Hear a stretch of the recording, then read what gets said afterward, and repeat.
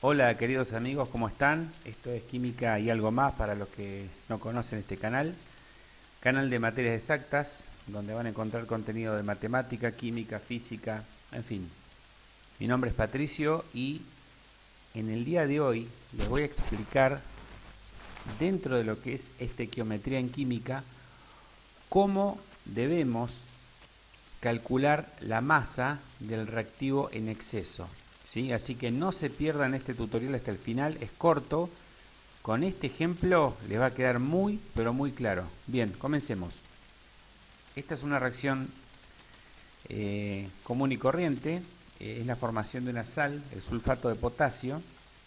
Tenemos por un lado el hidróxido de potasio más el ácido sulfúrico. Y como verán, esta reacción no está balanceada. Entonces, como he dicho muchas veces, el primer paso en una reacción química es balancear.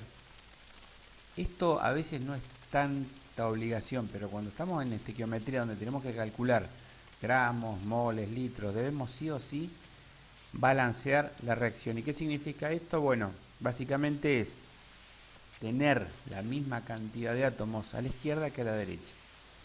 En el caso de una sal, cuando tenemos la formación de dicha sal, tenemos que primero observar cuántos oxidrilos tiene el hidróxido, en este caso 1, que es el OH, que está al lado del potasio, y cuántos protones o átomos de hidrógeno tiene nuestro ácido, el ácido sulfúrico. Tenemos 2. Tiene que ser la misma cantidad. Este es un método que yo siempre explico para balance, que a los alumnos les va muy pero muy bien, gracias a Dios. Si tengo un oxidrilo y 2 hidrógenos, no está bien hecho el balance. Tiene que ser la misma cantidad. ¿Por qué? Porque las moléculas de agua que se forman a la derecha se forman gracias a la unión de un hidrógeno con un oxidrilo. Es H más OH. Entonces tiene que estar en la misma cantidad los hidrógenos que los oxidrilos. Por lo tanto, al lado del K adelante, vamos a poner un 2. Si ponemos un 2, tendremos 2 OHs, 2 hidrógenos y por lo tanto 2 moléculas de agua. ¿Sí? Y fíjense, acá está balanceado ya. Al tener un 2 adelante del hidróxido, tenemos 2 átomos de potasio a la izquierda y 2 a la derecha. 2 oxidrilos, 2 hidrógenos y 2 moléculas de agua. El azufre también está balanceado, el S. Pueden contar la cantidad total de oxígeno e hidrógenos y les aseguro que les va a dar bien. Con este método no hace falta que cuenten la cantidad total, porque igualando la cantidad de OH de hidrógenos les va a dar muy pero muy bien el resultado total.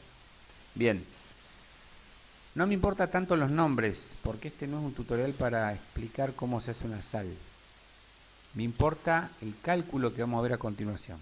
Vamos a suponer que tenemos 40 gramos, fíjense los números están en violeta por favor, 40 gramos de hidróxido de potasio y lo queremos combinar con 86 gramos de ácido sulfúrico.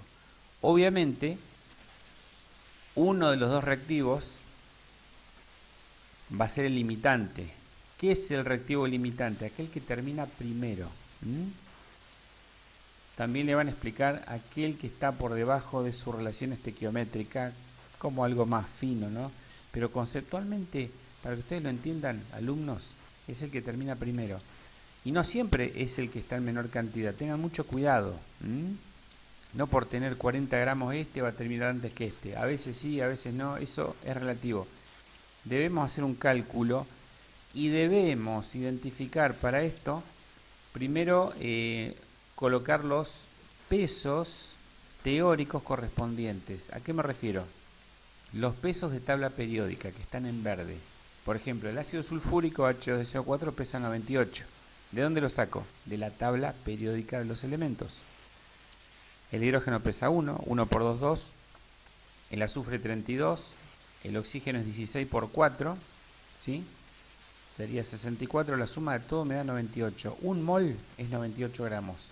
Lo mismo hago con el hidróxido de potasio.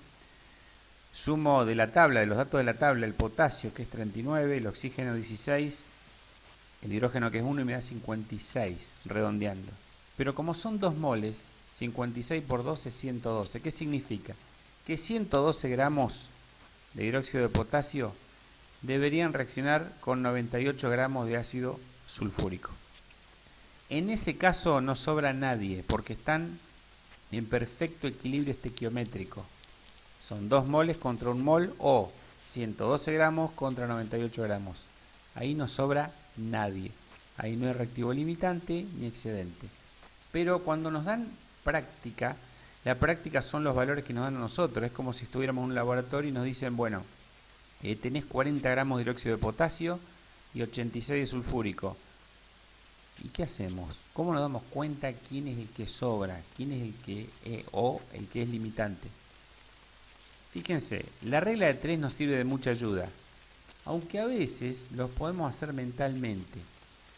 Si ustedes se dan cuenta, para 112 gramos de hidróxido de potasio necesito 98, es decir, un poco menos de 112 de ácido, ¿sí? Necesito un poco menos en ácido. Y si yo tengo 40 gramos de hidróxido de potasio, ¿cuánto ácido voy a necesitar? Menos de 40.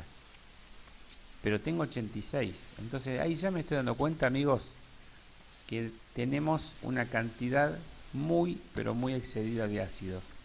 Si los números son más complicados, hacemos una regla de 3. Fíjense. Para 112 gramos de hidróxido de potasio, necesitamos, a la derecha lo ponemos, 98 de ácido sulfúrico. Por lo tanto, para 40, que es lo que realmente tenemos, necesitamos X cantidad de ácido.